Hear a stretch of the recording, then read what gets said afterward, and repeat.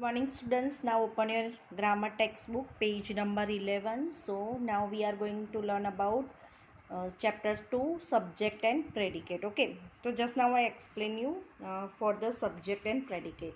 तो first of all हम पढ़ेंगे every sentence has two parts. Okay, कोई भी सेंटेंस होते हैं उसके कितने पार्ट्स होते हैं? Two parts. फर्स्ट है सब्जेक्ट एंड सेकंड है predicate. Okay, the first part of subject who which what does the action, मतलब हु से क्वेश्चन करते हैं या विच से क्वेश्चन पूछते हैं हम, या व्हाट से कोई क्वेश्चंस करते हैं. डज द एक्शन, जो एक्शन वर्ड्स होता है उसको बोलते हैं subject. For the example the monkey ate a banana, तो हु एट अ बनाना, तो हु से हमने क्वेश्चन किया तो वो जो एक्शन तो बनाना का खाता है, पर कौन खाता है? फॉर द एक्शन यहाँ पे आएगा द मंकी, तो the monkey is the subject आएगा.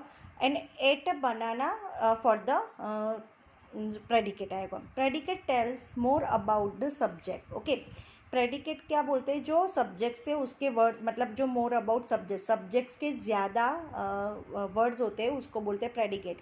व्हाट सब्जेक्ट इज़ डूइंग, मतलब सब्जेक्ट क्या काम करता है तो उसके बारे में जो चीज़ बताती है उसको बोलते हैं प्रेडिकेट. मतलब यहाँ पे जो होता है द टीचर टीचिस अस, तो हु टीचिस अस, तो द टीचर, तो the teacher is the subject but टीचिस us is the predicate. तो जो सब्जेक्ट क्या काम करता है, क्या वर्क करता है, सब्जेक्ट इज़ डूइंग, मतलब सब्जेक्ट जो काम करता है, सब्जेक्ट के रिलेटेड जो चीज़ होती है उसको बोलते हैं प्रेडिकेट. द टीचर, पर टीचर क्या करता है वो हम नहीं कंप्लीट करेंगे सेंटेंस, प्रेडिकेट अंदर नहीं यूज़ होगा तो वो सेंटेंस नहीं बनेंगे, क्योंकि उसके टू पार्ट्स में, every sentence has two parts, मतलब एक सब्जेक्ट भी होता है एक दूसरा प्रेडिकेट भी होता है. तो द टीचर्स कुछ वर्क करता है, मतलब कोई डूइंग एक्शन वर्ड्स होता है. द टीचर्स जो काम करता है, सब्जेक्ट जो डूइंग मतलब जो वर्क करता है उसको बोलते हैं प्रेडिकेट.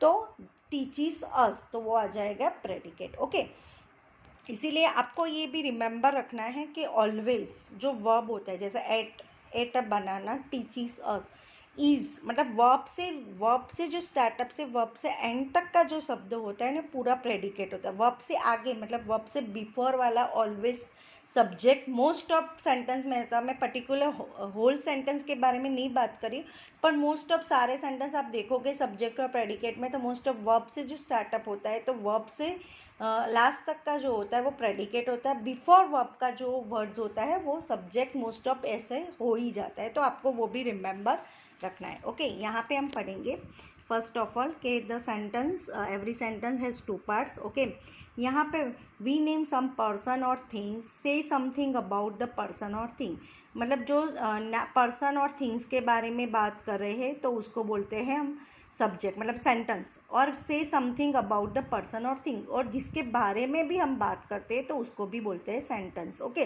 तो पहले हमने सेंटेंस के बारे में पढ़ दिया. Subject, the subject is the part of sentence about which something is told, and the subject may be a noun or pronoun. It may be a person, a place or a thing. It may have articles or adjective added to it. मतलब इसमें सारी चीज़ें आती है. Subject में ऐसा नहीं है कि कोई भी चीज़ नहीं आती है, उसमें आते हैं पर्सन, प्लेस, थिंग्स, आर्टिकल्स भी आते हैं और एडजेक्टिव भी आता है. वो सारी चीज़ सब्जेक्ट के अंदर ऐड होती है. Predicate, the predicate is that part of a sentence which is said about the subject. It may be a single words और अ नंबर ऑफ वर्ड्स. मतलब प्रेडिकेट में ऐसा ज़रूरी नहीं है, वो एक ओनली सिंगल वर्ड्स भी हो सकता है, या फिर मोर देन वन वर्ड्स, मतलब वन वर्ड से भी ज़्यादा भी वर्ड्स होते हैं उसको बोलते हैं प्रेडिकेट. सेड अबाउट, मतलब जो सेंटेंस किसके बारे में, सब्जेक्ट क्या करता है, सेड अबाउट सब्जेक्ट, तो वो होता है प्रेडिकेट. ओके, यहाँ पे भी एग्जांपल दिया है. My brother pass the examination. Okay, तो who is the pass the examination. Okay, तो हम बोलेंगे माय ब्रदर. हमने हु से या व्हाट से या वी से क्वेश्चन करेंगे तो आंसर्स जो आता है वो होता है सब्जेक्ट. एंड सब्जेक्ट क्या काम करता है? My brother. But why my brother? Brother શું કરે છે? what doing the brother?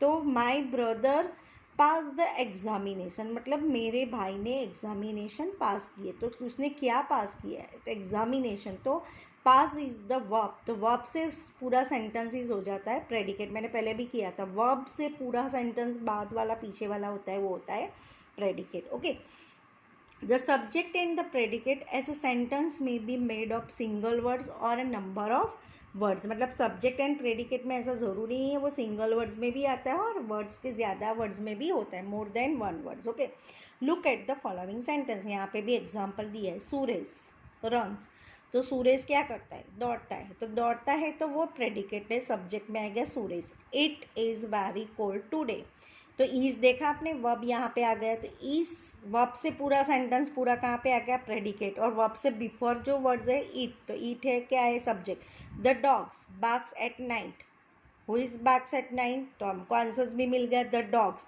तो द डॉग सब्जेक्ट है, बार्क्स यहाँ से वर्ब है, तो at night, barks at night, वो भी पूरा सेंटेंस प्रेडिकेट आ गया। Swimming is a good exercise, swimming क्या है, हमारे लिए गुड एक्सरसाइज है, तो हम क्वेश्चन पूछेंगे तो आंसर मिल जाएगा स्विमिंग, है ना। तो is a good exercise is the predicate, तो यहाँ पे भी वर्ब से सेंटेंस स्टार्ट हुआ है, इज़ अ, तो इज़ इज़ द वर्ब ने, तो वर्ब से पूरा सेंटेंस क्या आ जाता है, प्रेडिकेट।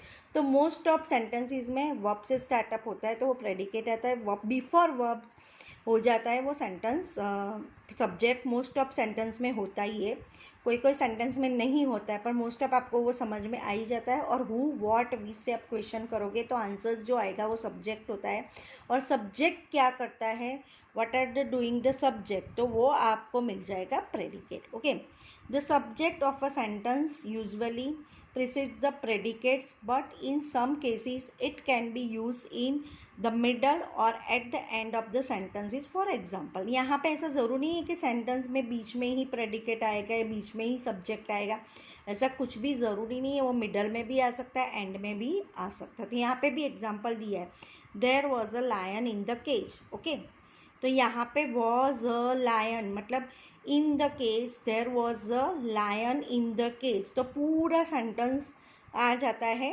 प्रेडिकेट में। ओके, वर्ब से पूरा है वो प्रेडिकेट में आएगा, देयर आएगा subject. Here comes the maid servant. Okay, servant कौन है, तो who is the servant, maid servant. Okay, maid servant आ जाएगा, द मेड सर्वेंट, तो वो क्या आएगा, सब्जेक्ट, और हर कम्स मतलब बाद में आएगा प्रेडिकेट। तो ये इसमें ज़रूरी भी नहीं है, प्रेडिकेट मिडल में भी आता है और बाद में भी आता है। Okay, comes here, the made servants comes here, तो यहाँ पे सब्जेक्ट एंड में है और फर्स्ट में है प्रेडिकेट, तो हमको वो एक्सचेंज करके भी लिखना है, तो ऐसा ज़रूरी नहीं है कि सब्जेक्ट पहले ही होगा प्रेडिकेट बाद में होगा, फर्स्ट प्रेडिकेट भी हो सकता है। In imperative sentences the subject you is generally left out and is understood. For example, यहाँ पे इम्परेटिव सेंटेंस में जनरली यू बताया नहीं गया है, हमको इमेजिन करना होता है। Get out of my room, हम ऐसे बोलेंगे, पर किसको बोलेंगे, तो यू हमको इमेजिन ही करना है, क्योंकि इम्परेटिव सेंटेंस में यू बताया नहीं गया है, पर आपको इमेजिन करना है। तो you get out my room, तो यू हमको ऐसे ही समझ लेना है, तो वो इम्परेटिव सेंटेंस में आपको यू जनरली लेफ्ट आउट होता है, आपको उसको समझना है। डोंट टेल अ लाई, आपको झूठ नहीं बोलना है, पर किसको, यू, तो यू आपको रिमेंबर करना है, तो यू इज़ द सब्जेक्ट। यहाँ पे इम्परेटिव में बाकी का प्रेडिकेट बताया गया है, पर सब्जेक्ट यहाँ पे लेफ्ट मतलब बताया नहीं गया, पर आपको यू समझना ही है, ऑलवेज इम्परेटिव में यू बताया नहीं जा रहा है। ओके, यहाँ पे the subjects include all words afflicts of it such a determinant adjectives, gerunds and words, join the conjunction etcetera. Okay, तो यहाँ पे जो भी सारी चीज़ बताइए कि कौन सी चीज़ इंक्लूड्स होती है सेंटेंस में, वो सारे adjective, determines, join the words यहाँ पे। ओके, जनरल्स वर्ड्स, वो सारा चीज़ें यहाँ पे, वो सारी चीज़ें यहाँ पे बताई गई है, तो वो सब चीज़ें सब्जेक्ट और प्रेडिकेट में इंक्लूडिंग होती है। ओके, वो सारी चीज़ सब्जेक्ट के अंदर ये सारे वर्ड्स यूज़ होते हैं। ओके स्टूडेंट, तो यहाँ पे ये चैप्टर फिनिश होता है।